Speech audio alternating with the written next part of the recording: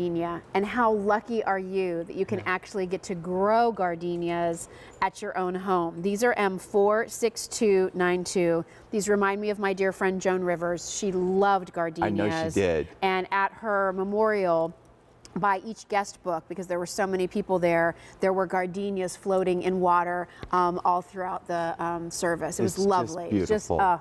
They're fantastic. So how exciting that you get to grow these yourself. It brings back memories of places you've been or people that you've known. Yeah. But it's the most romantic offer that we have. And this is the way we did it down south, down in Mississippi. We floated them.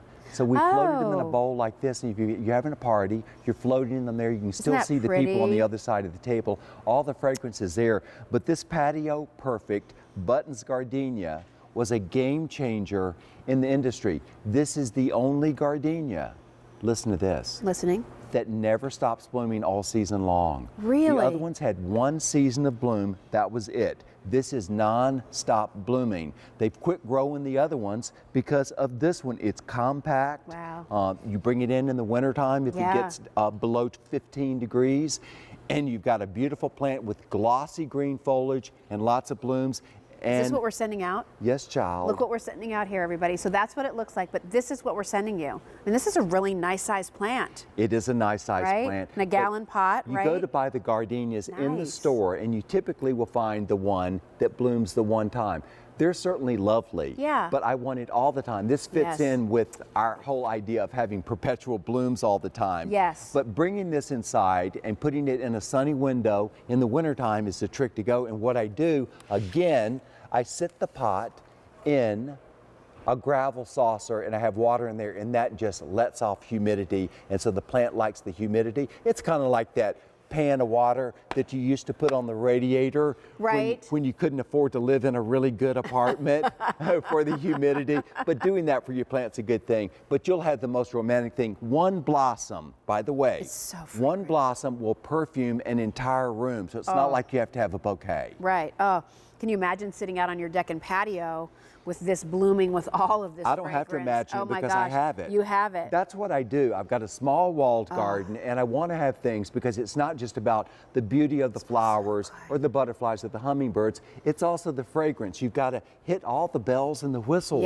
for your garden. And I know how much you like to have white in your garden because you can see it in the evening too, right? Exactly right. Yeah, you come home from work, you want something to greet you. Oh, so I get this at home. And then what do I do with it? What kind of container, what kind of sun or not sun does this need while it's living outdoors? It can stay in this container for a while, and then I would want to move it up to a container that is about a 10 or a 12-inch diameter container, and just keep it evenly watered. You fertilize it every 3 weeks with our acid fertilizer. Okay, so that's the same fertilizer I'm using with my hydrangeas, my blueberries, blackberries, azaleas, rhododendrons. Gosh, you're good. I had a great teacher. My goodness. Yes, exactly. But that makes sure that you'll have a lot of blooms and also really nice lustrous green foliage. And it's a nice, tight and tidy plant. The old-fashioned gardenias would sometimes be rangy. This is a smaller leaf, but there are more leaves, and the smaller bloom, but more of them. It's an absolute array of fragrance and beauty. Will I get blooms from this summer? Oh yes, of course. Yeah, okay, great. Yes, you'll get blooms, and you'll get the growing guide that tells you all about gardenias. If you've never grown gardenias, this is a chance to have something that other people don't have. You know, even your neighbors, say if they've got gardenias, I assure you theirs will be the one that blooms the one time. And then you want to make sure when you bring this in, you bring it into an area where you're going to get it some sun. Yes, right? and I turn mine about once every week or two. Okay. I turn it so it keeps evenly grown all the way around. And how early in the spring can I take it back outside? Just after the danger of frost. Frost, okay. Yeah. All right, sounds good.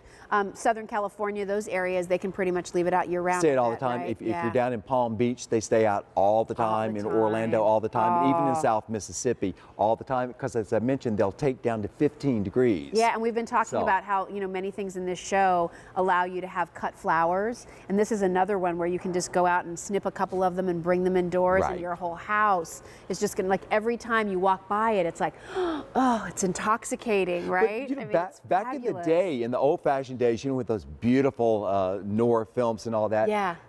A bouquet of roses would not get delivered. Right. It would be one small box with gardenia. one gardenia flower inside. That's how powerful the bloom is. It's the most romantic thing. You're serious if you send a gardenia, so you better know what you're getting into. You could even, you could probably cut one of these and turn it into a boutonniere for your daughter's prom. Yes. Right? Wouldn't that be fun? But the guys had them too. I mean, that's what I mean. Like your daughter could give it to her date, that's right? right. Or you could make it like, I think that's still so charming. A little wrist corsage with a gardenia.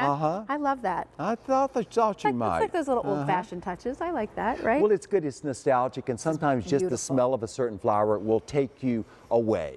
It's transporting. If you're having a nice, luxurious bath, put one beside the bathtub, just one bloom, and enjoy that. And enjoy it. So again, we're sending you a pretty large size pot here. So it's going to be ready to go. It's going to be ready to bloom. We're showing you here, the different images so that you can see how many blooms you can expect, and every single one of them fragrant. And remember, this is going to continually bloom, which means you're going to continue to have that fragrance from the first bloom of end of spring into summer to the very last bloom before you bring it indoors, right? Right.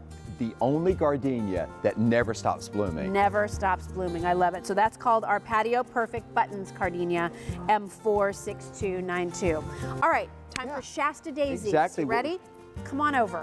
Clean white gardenias to these clean white Shasta daisies. Oh my gosh. And talk about something else that never stops blooming. Yeah, I mean, this is really, if you love white flowers,